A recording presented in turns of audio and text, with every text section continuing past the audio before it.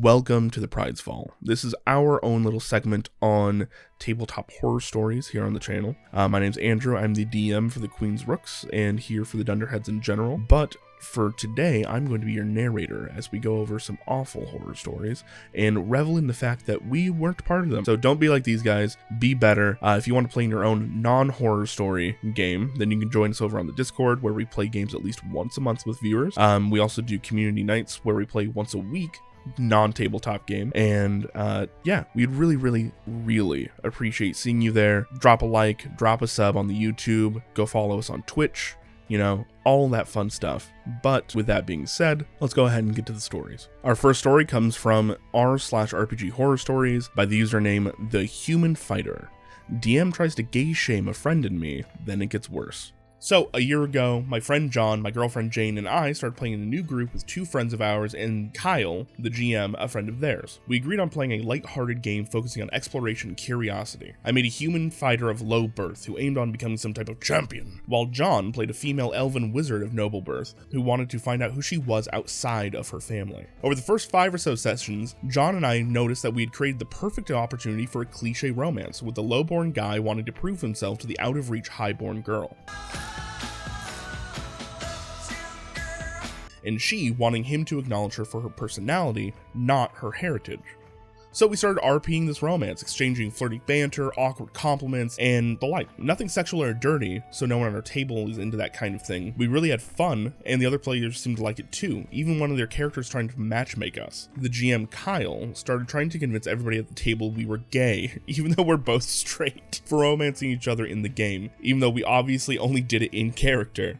For a while, we were like, okay, whatever, when this came up, because we were having fun nonetheless, and we didn't want to open Pandora's box. But after a while, session 16 or 17, our characters actually became a couple, and at that point, Kyle lost it. First, he tried to punish us in character, even though we didn't get that was the point of it, and thought he was just trying to challenge us as a group. He then awkwardly tried to convince my girlfriend that I, being obviously gay, air quotes, wasn't right for her, and that she should get together with him and his superior straight maleness. After that very awkward session, we decided that we would sleep over it and then discuss it as a group the next day. But when we woke up, he had messaged John and I that he had kicked us from the table because he just couldn't be around the gays, and then blocked us from everywhere. He had also messaged my girlfriend inviting her to stay at the table and dump me. At that point, even the two friends of ours who had tried to stay passive as possible about the conflict decided they can no longer play with him. We decided to start a new campaign with John as the GM, and we've played happily ever since. We wrote Kyle a letter, an actual letter, because we couldn't talk to him anywhere on the internet, trying to explain our point of view and the problem with his homophobia, but unsurprisingly, he never answered. I think it's also pretty safe to say that Kyle there just really wanted to get into Janet's pants. I mean, man, how many times are you gonna be like, yo, your boyfriend's gay, so you know, like, oh, look at me, I'm such a good guy with my superior straight maleness over here. Look at me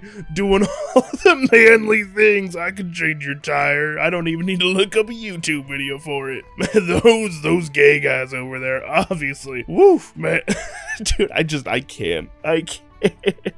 You can 100% be behind the idea that one of them is a wizard that can cast fire down from the sky and be like, yo, no, got that, that's fine. But as soon as like two straight guys are in a hetero relationship, by the way, in a fantasy game, you're like, nah, they're gay. They're obviously super gay. Like, what the fuck? I mean, all that, and obviously the dude's just straight up really homophobic. Can't be around the gays. Wow. Just unbelievable. He all dodged a bullet. Or I guess he got hit by it and survived.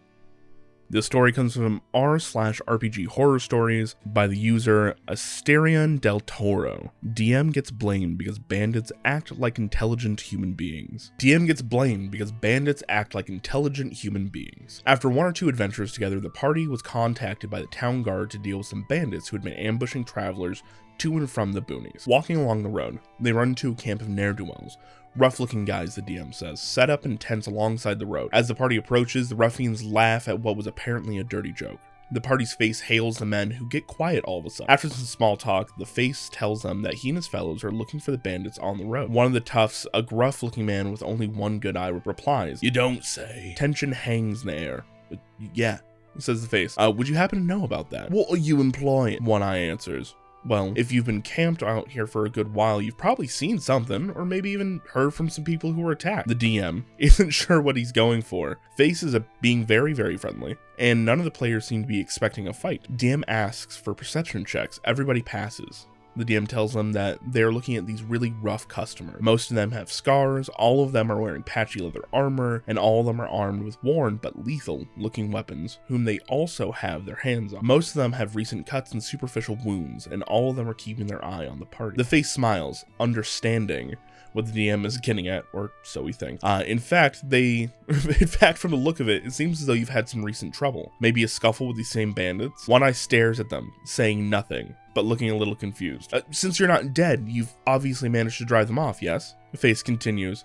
Did you happen to see which way they fled? Another party member cuts in at this point in time. If you can help us find their hideout, we'll gladly give you a share of the reward. One Eye tells the party to hold on a minute as he confers with the rest of his men out of earshot. After a minute or so, One Eye comes back and goes, yeah, we tussled with them. He says, in fact, we know exactly where they're holed up. They're tough for us, but you lot look like you can handle them without too much trouble. Come on, we'll show. A quick hike takes the party and their new comrades into the woods to a cave on the hillside. A short distance inside the cave, they come across a rope bridge stretched across a chasm. One Eye tells the party, go first. There's trouble on the opposite side. The party does so. Are the bandits close? The face asks. Very close, One Eye says. In fact, they're right behind you. And the bandits cut the ropes, collapsing the rope bridge, sending the party tumbling into the chasm with One Eye and his crew laughing. The players immediately call shenanigans on the DM. What the hell, the face says. Why are you betraying us for the bandits? Those were the bandits, the DM says. Bullshit, says another player. If they were bandits, they would have attacked us on sight. You're just making shit up to punish us. Why would they have attacked you, asks the DM. They're bandits, the player replies. It's what they do. They attack people on the road and take their stuff. Another player cuts in. Yeah, man, it's a dick move. It feels like you just decided they were the bandits on a whim. Everybody's glaring at the DM and everybody's pissed off. Look, bandits are like predators, the DM says. They don't attack the strongest prey, but the weakest. The people who travel this road are small peddlers and farmers. You're mercenaries with weapons, armor, and magic. They're not gonna pick a fight with you if they can avoid it. Fuck off. You're just full of shit. How are we supposed to fight them if they won't attack us first?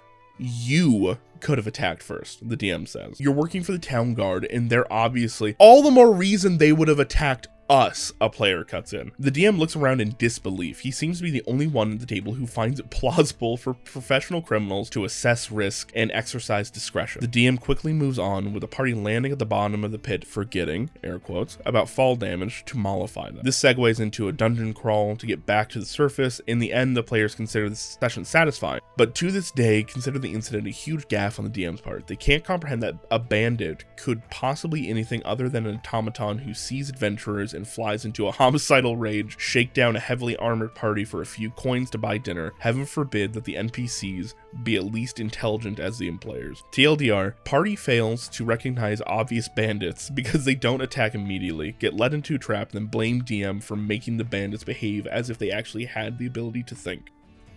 Dude, that is way too funny.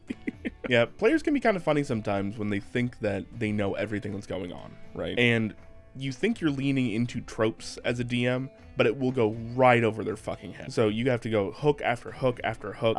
If I were the DM and I wanted to show that something was kind of like going on here, I probably would have had like there being a scuffle in one of the tents, you know, maybe a hostage had been taken.